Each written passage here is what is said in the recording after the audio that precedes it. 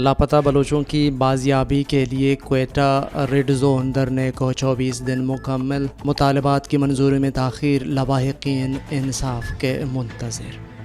عظیم بلوچ رہبر، بزرگ سیاستدان، راہشون سردار عطا اللہ خان مینگل کی پہلی برسی عقیدت و احترام کے ساتھ 2 ستمبر کو منائی جائے گی۔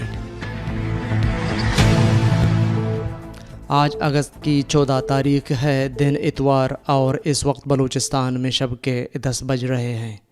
بلوچستان افیئرز کی اردو نیوز بلیٹن سرشپ احوال کے ساتھ میں ہوں مقبول ناصر۔ شپوش بات۔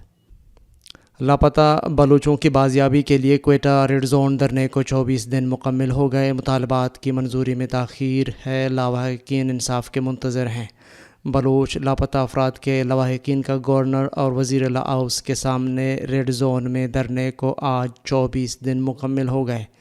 دھرنے میں آج خاران سے جبری لاپتہ صدام حسین، محمد آصف اور پنجگور سے لاپتہ ظہیر احمد کے لواحقین نے بھی شرکت کی اور دھرنے کا باقاعدہ حصہ رہے۔ ان کے لواحقین نے اپنے پیاروں کی بازیابی کا مطالبہ کیا۔ دھرنے میں آج بلوچ سیاسی رہنما مہم خان بلوچ اور ہزارہ کمیونٹی کے اکابرین نسیم خان ہزارہ، احمد ہزارہ اور دیگر نے بلوچ لاپتہ افراد کے لواحقین کے ساتھ اظہار یکجہتی کی۔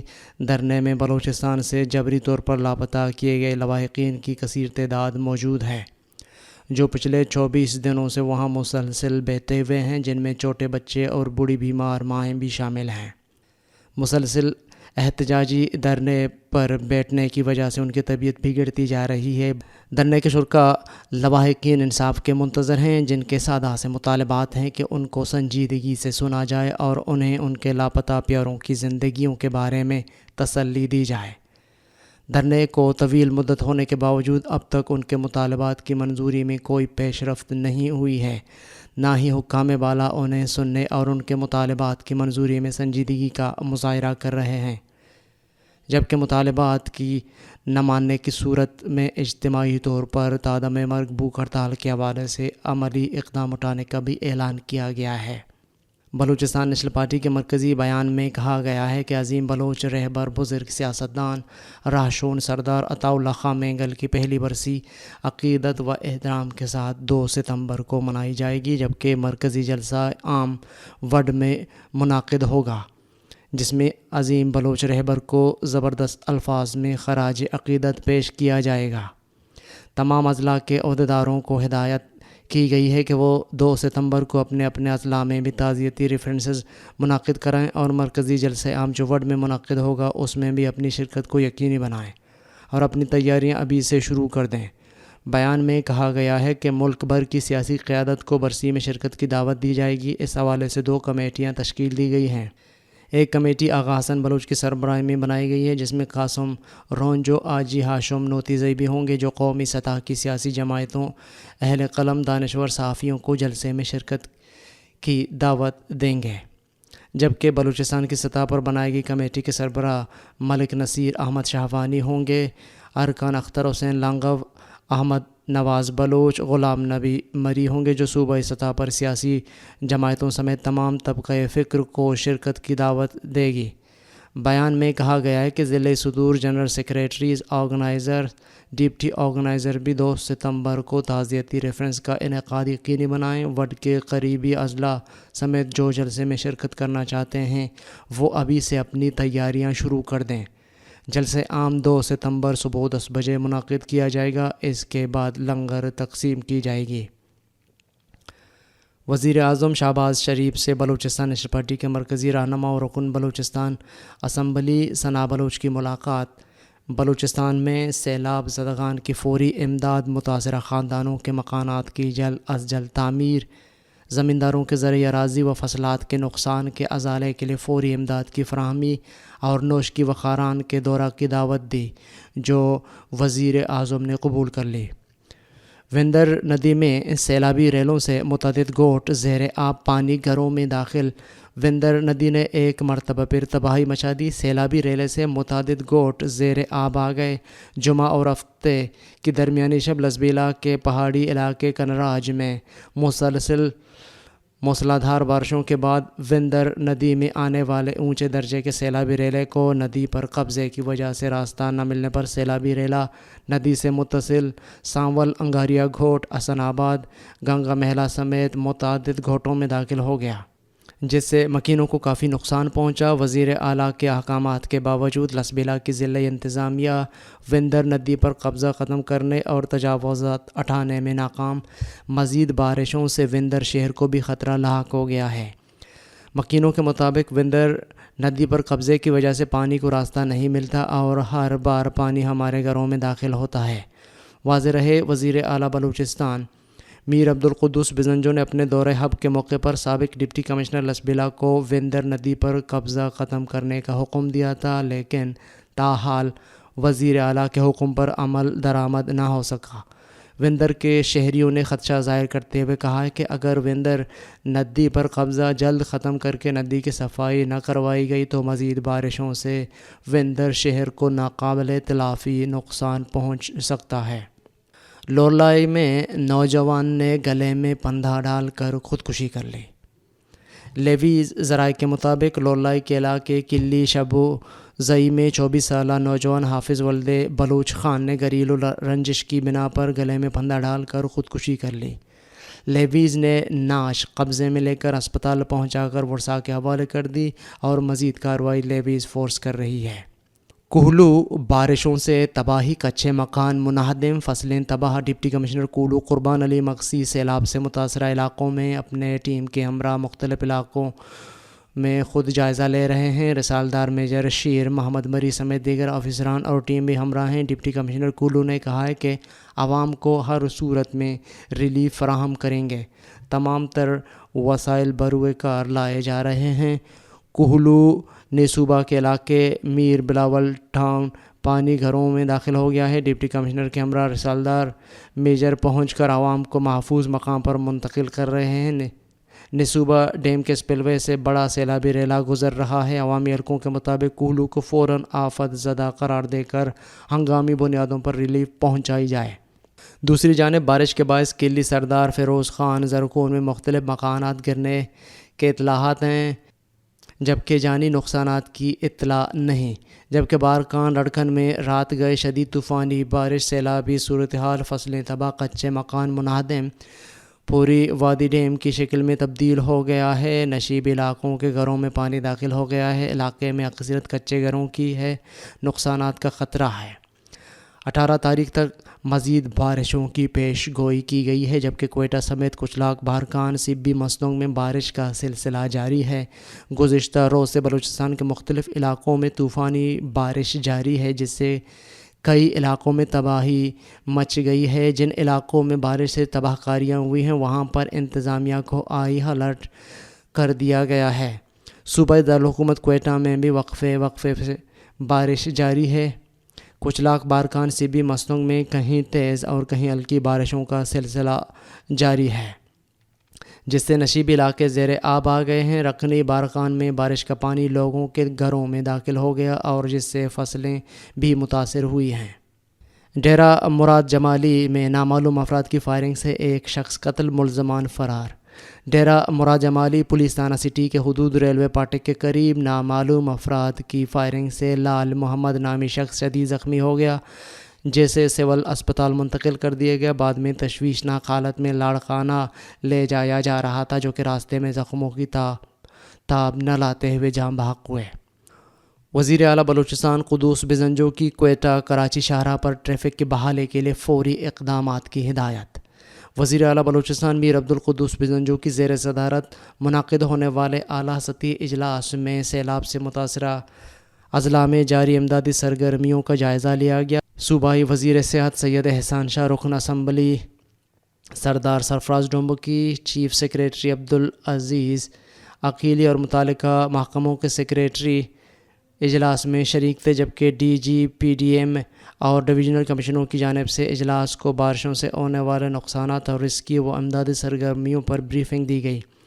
D G P D M نے اجلاس کو آگاہ کیا کہ سیلابی پانی اور بارشوں سے ہونے والے حادثات میں اب تک 188 افراد جاں بحق ہوئے، 40,000 سے زائد مکانات کو مکمل اور جزوی طور پر نقصان پہنچا۔ اور 1 لاکھ سے زائد مال مویشی ہلاک ہوئے۔ انہوں نے امدادی سرگرمیوں کے حوالے سے بتایا کہ PDMA کی جانب سے اب تک متاثرین میں 25,000 خیمے اور 30,000 سے زائد فوڈ پیکٹ تقسیم کیے گئے ہیں۔ متاثرہ اضلاع میں 423 میڈیکل کیمپ قائم ہیں جہاں 90,000 سے زائد مریضوں کا علاج کیا گیا، جبکہ لائیو اسٹاک کے لیے 232 میڈیکل کیمپ قائم کیے گئے ہیں۔ انہوں نے بتایا کہ آج سے 18 اگست تک مزید بارشوں کی پیش گوئی ہے، جس کے لیے متعلقہ اضلاع کو الرٹ جاری کر دیا گیا ہے۔ اجلاس کو متعلقہ محکموں کے سیکریٹریوں اور ڈویژنل کمشنروں کی جانب سے آگاہ کیا گیا کہ تمام متعلقہ ادارے متحرک و فعال رہتے ہوئے کسی بھی ہنگامی صورتحال سے نمٹنے کے لیے تیار ہیں۔ اجلاس میں محکمہ مواصلات کو متاثرہ سڑکوں اور پلوں کی بحالی اور کوئٹہ کراچی شاہراہ پر ٹریفک کی بحالی کے لیے فوری اقدامات کی ہدایت کی گئی، جبکہ متاثرہ اضلاع کے ڈپٹی کمشنروں کو متاثرین کی امداد کے لیے کام کرنے والے رضاکار اداروں کے ساتھ کوارڈینیشن قائم کرتے ہوئے امدادی سرگرمیوں کو مربوط بنانے کی ہدایت کی گئی۔ اجلاس میں فیصلہ کیا گیا کہ 15 اگست سوموار کے دن سے نقصانات کے سروے کا آغاز کر دیا جائے گا۔ مشترکہ ٹیمیں نقشوں اور سیٹلائٹ کی مدد سے نقصانات کا سروے کریں گے۔ اجلاس سے خطاب کرتے وزیر اعلیٰ نے کہا ہے کہ حالیہ شدید بارشیں ایک امتحان اور بڑا چیلنج ہیں۔ افسران اور ادارے انسانیت کی خدمت کے مشن کے طور پر متاثرین کی مشکلات کم کرنے کے لیے کام کریں اور متاثرین کو ریلیف دینے میں کوئی کسر اٹھا نہ رکھی جائے۔ انہوں نے ہدایت کی کہ امداد کی فراہمی اور نقصانات کے سروے کے دوران ہر متاثرہ فرد اور خاندان تک رسائی یقینی بنائی جائے۔ اجلاس میں امداد و بحالی کی سرگرمیوں پر اطمینان کا اظہار کرتے ہوئے اس میں مصروف عمل محکموں اور اداروں کی کارکردگی کو سراہا گیا۔ بلوچستان افیئرز کی اردو نیوز بلیٹن سرشپ احوال کے ساتھ میں ہو مقبول ناصر، عالمی اور علاقائی خبریں۔ افغان دارالحکومت میں خواتین کے ایک چھوٹے سے گروہ نے اپنی آزادیوں کی واپسی کے لیے ایک ریلی نکالی۔ طالبان نے ریلی کو پرتشدد انداز میں منتشر کر دیا۔ افغان خواتین نے کئی مہینوں بعد پہلی مرتبہ کابل میں اپنے حقوق کے لیے ایک مظاہرہ کیا۔ تقریباً 40 خواتین کے گروپ نے بھوک کے بحران کے حوالے سے خوراک، کام اور آزادی جیسے نعرے لگائے اور اس کے ساتھ ساتھ خواتین کے کام کرنے، تعلیم اور نقل و حرکت کے حقوق پر طالبان کے عائد کردہ پابندیوں کے خلاف بھی نعرے لگائے۔ ان خواتین میں سے کچھ نے اپنے چہرے بھی نہیں ڈھانپے ہوئے تھے۔ مظاہرین نے انصاف انصاف، ہم جہالت سے تنگ آ چکے ہیں کے نعرے بھی بلند کیے۔ سوشل میڈیا پر سامنے آنے والی تصاویر میں دیکھا جا سکتا ہے کہ طالبان فورسز نے وزارت تعلیم کی عمارت کے قریب شہر کے وسط میں اس مظاہرے کو منتشر کرنے کے لیے ہوائی فائرنگ کی اور خواتین پر حملہ آور بھی ہوئے۔ قریب 1 برس قبل نیٹو فورسز کے انخلاء کے بعد طالبان نے کابل پر قبضہ کر لیا تھا۔ طالبان 15 اگست 2021 کو اقتدار میں واپس آئے تو انہوں نے ماضی کے دور اقتدار کے سخت اسلامی قوانین کے برعکس نرمی اختیار کرنے کا وعدہ کیا تھا۔ تاہم طالبان نے دوبارہ اسلامی قوانین کی سخت تشریح پر عمل کرتے ہوئے خاص طور پر خواتین پر پابندیاں دوبارہ عائد کر دیں۔ افغان لڑکیوں کو سیکنڈری اسکولوں اور اس کے بعد تعلیم حاصل کرنے اور خواتین کو بہت سی سرکاری ملازمتوں پر واپس جانے سے روک دیا گیا ہے۔ ڈرون طیاروں کے لین دین پر روس اور ایران کو امریکہ کا انتباہ۔ امریکہ نے خبردار کیا ہے کہ روس اور ایران کے درمیان اسلحے کی تجارت قبول نہیں کی جائے گی اور اس وجہ سے ان پر اقتصادی پابندیوں کو زیادہ مضبوطی سے عائد کریں گے۔ امریکی دفتر خارجہ کی طرف سے یہ بات ایران سے روسی اہلکاروں کو ڈرون استعمال کی تربیت کے سلسلے میں ایک سوال پر کہی گئی ہے، جو بائیڈن انتظامیہ نے پہلی بار روس کے لیے ایرانی ڈرون طیاروں کی فراہمی اور روسیوں کو تربیت دینے کے معاملے پر پچھلے ماہ بات کی تھی کہ امریکہ کو ایسی اطلاعات مل رہی ہیں۔ یہ بھی کہا گیا تھا کہ ان ایرانی ڈرون طیاروں کو روس یوکرین کے خلاف استعمال کرے گا۔ امریکی دفتر خارجہ کا ایک ذمہ دار عرب ٹی وی کو بتایا کہ گزشتہ کئی ہفتوں کے دوران روسی حکام نے ڈرون طیاروں کے حصول کے معاہدے کے حصے کے طور پر ایرانی ماہرین سے تربیت حاصل کی ہے۔ دفتر خارجہ کے نائب ترجمان وینڈت پٹیل نے اس بارے میں بتایا کہ امریکہ نے ان تمام امور کا جائزہ لیا ہے کہ ایران کی طرف سے روس کو حملہ کرنے کی صلاحیت رکھنے والے ڈرون طیارے موصول ہوئے ہیں۔ امریکہ کو ایران کے ان ڈرونز کے بارے میں غیر معمولی طور پر تشویش ہے۔ اثاثے ضبط کیے گئے تو امریکہ سے تمام تعلقات ختم کر دیں گے، روس کا انتباہ۔ روسی وزارت خارجہ میں شمالی امریکہ سے متعلق محکمہ کے سربراہ نے کہا ہے کہ امریکہ کی جانب سے روسی اثاثے ضبط کیے جانے کی صورت میں واشنگٹن کے ساتھ ماسکو کے دو طرفہ تعلقات مکمل طور پر تباہ ہو جائیں گے۔ غیر ملکی خبر رساں ادارے کی خبر کے مطابق روس کے مغربی ممالک کے ساتھ تعلقات اس وقت سے بہت زیادہ خراب ہو گئے جب سے ماسکو نے 24 فروری کو ہزاروں فوجی یوکرین میں بھیجے اور اسے خصوصی فوجی آپریشن قرار دیا۔ روس کے اس اقدام کے جواب میں مغربی ممالک نے ماسکو پر ایسی معاشی، مالی اور سفارتی پابندیاں عائد کیں جن کی ماضی میں مثال نہیں ملتی۔ ان پابندیوں میں روس کے تقریباً سونے اور زر مبادلہ کے نصف ذخائر کو منجمد کرنا بھی شامل ہے، جن کی مالیت 24 فروری سے قبل $640 ارب کے قریب تھی۔ یورپی یونین کی خارجہ پالیسی کے سربراہ جوزپ بوریل سمیت اہم مغربی حکام مستقبل میں یوکرین کی تعمیروں کے لیے فنڈز فراہم کرنے کے لیے منجمد اثاثوں کو ضبط کرنے کی تجویز دے چکے ہیں۔ الیگزینڈر ڈارچیف نے ایک انٹرویو کے دوران نیوز ایجنسی کو بتایا کہ ہم امریکیوں کو اس طرح کے اقدامات کے تباہ کن نتائج سے خبردار کرتے ہیں جس سے دو طرفہ تعلقات مستقل طور پر متاثر ہوں گے، جو امریکہ اور ہمارے دونوں کے مفاد میں نہیں ہے۔ جو بائیڈن انتظامیہ کے مطابق امریکہ اور اس کے یورپی اتحادی روسی صدر ولادیمیر پوٹن کے ساتھ تعلقات رکھنے والے دولت مند افراد کے $30 ارب کے اثاثے بھی منجمد کر چکے ہیں۔ ان منجمد کیے گئے اثاثوں میں ان روسی افراد کی کشتیاں، ہیلی کاپٹر، گھر، پلازے اور قیمتی تخلیقی اشیاء شامل ہیں۔ الیگزینڈر ڈارچیف نے مزید کہا ہے کہ روس نے امریکہ کو متنبع کر دیا ہے کہ اگر روس کو دہشت گردی کی سرپرستی کرنے والی ریاست قرار دیا گیا تو دونوں ممالک کے سفارتی تعلقات بری طرح متاثر ہوں گے اور پھر یہ تعلقات ٹوٹ بھی سکتے ہیں۔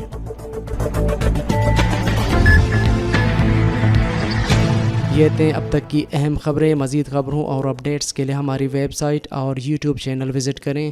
اس بلیٹن کے تکنیکی معاون تھے عمر کریم بلوچ اور اس کے ایڈیٹر تھے قمبر مالک بلوچ۔